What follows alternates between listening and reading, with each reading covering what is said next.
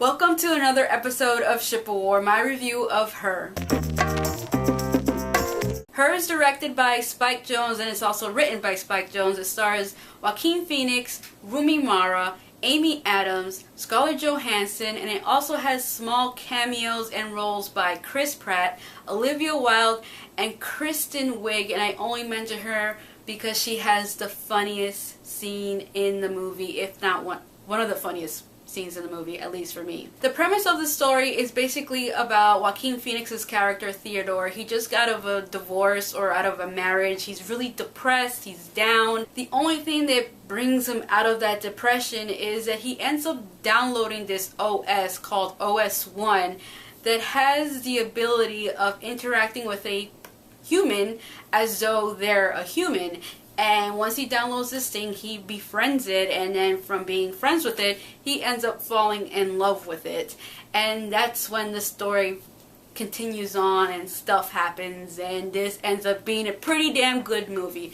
Now, I'm not exactly sure what's the true meaning of this film. I haven't read any interviews by Spike Jonze.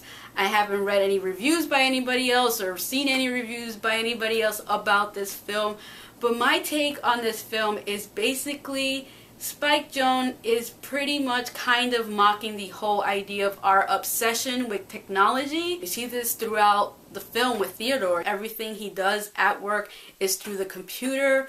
When he's not doing that, he's on his phone checking his emails. There's even one scene where he's on the train and everybody in the train is on their phones, and then he goes home and the first thing he does is he's playing a video game. So it kind of gives you the idea of how we are with our technology, and then it gets, pushed to a higher height when it comes to our interaction with our technology when they put this whole idea of an OS that can interact with us like a human. And it gets to a point where people are so in love with this whole idea of this OS being like human-like, they're okay with people getting into relationships with this OS or being friends with this OS. Like, it's a normal thing. Oh, you're in a relationship with your computer?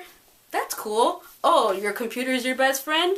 That's fine. It gets to that point in this film, and it's really interesting to see that because, honestly, I can see us as humans and even our technology going to a point that we will get to that point where our computers are going to be our friends, or if we're going to get into relationships with their own computers. I mean, as sick as that may sound, for some, I can honestly see that happening if we continue to progress in that manner. I'm curious to hear what other people took out of the movie after watching it without spoiling it for other people in the comment section below. I would really appreciate it because I would really love to talk about this movie with you guys because I really enjoyed it. I feel like I want to watch it again just to pick up more on what Spike Jonze is trying to really tell with this story. So overall, I really enjoyed this movie in so many ways. Visually, it was stunning. The acting was wonderful. The music was great as well.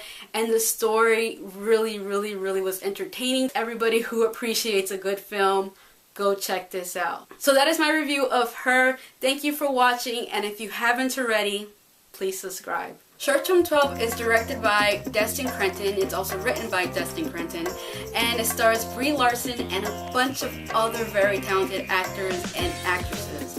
The premise of this story is about Brie Larson's character Grace, and you're following her story where she works at this location called Short Term 12, which is a foster home for troubled teenagers who are parentless or they have some kind of issue where they need to be in this foster home.